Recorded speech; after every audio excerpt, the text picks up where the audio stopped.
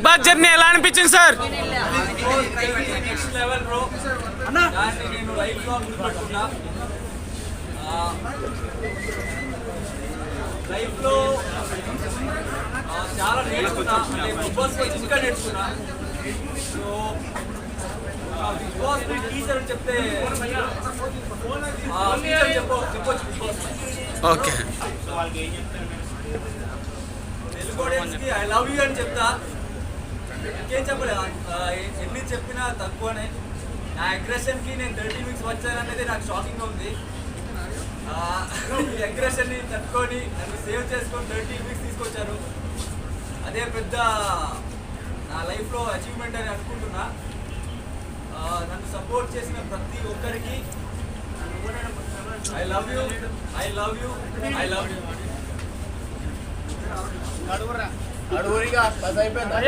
నిఖిల్ తో ఫ్రెండ్షిప్ ఎలా అనిపించింది? జెన్యూనా ఫేకా? నిఖిల్కి నాకు ఫ్రెండ్షిప్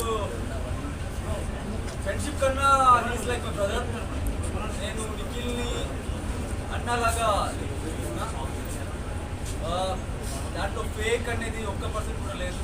ప్యూర్లీ జెన్యూన్. ఒక మంచి బాండ్ క్రియేట్ అయింది బిగ్ బాస్కి వెళ్ళి. ఫస్ట్ నాకు ఒక మంచి ఫ్రెండ్ అనేది దొరికిందే నాకు నిఖిల్ సైడ్ నుంచి ఫ్రెండ్షిప్ దొరికింది. సో అది కంటిన్యూ అయింది, ఇక్కడ వరకు వచ్చింది. ఇంకా ముందు కూడా అలాగే ఉంటుంది. నబీల్ నెక్స్ట్ లెవెల్ ఆడుతున్నాడు బ్రో. షేర్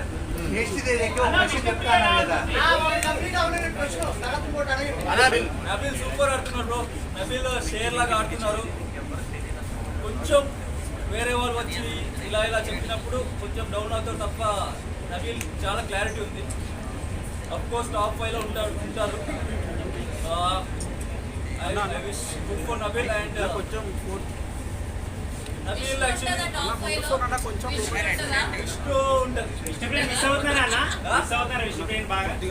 అందరినీ మిస్ అవుతుంది బిగ్ బాస్ ఇంటి. అంటే విష్ణు ప్రియ మీకు స్పెషల్ కదన్న? అందరు స్పెషల్. నిఖిల్, విష్ణు, ప్రేరణ, యష్మి, సోనియా సోనియా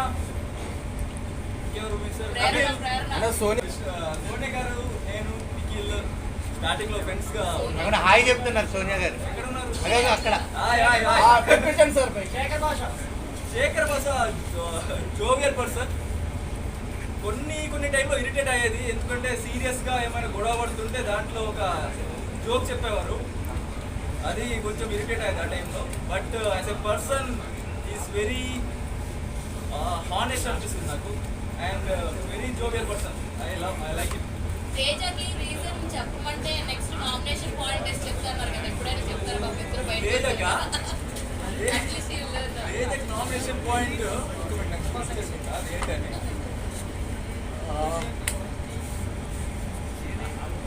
అది నేను కంప్లైంట్ లో రాసిన కదా. లైక్ యాజ్ ఎ ప్లేయర్ నువ్వు మంచిగానే ఉన్నావు, బట్ నిజ హానెస్ట్గా లేవు. అంటే నీకు తెలుసు నువ్వు మిస్టేక్ చేసావని, బట్ అయినా కూడా నువ్వు అబద్ధాలను కవరప్ చేసుకుంటావు. అదే నామినేషన్ పాయింట్ అదే. But as a player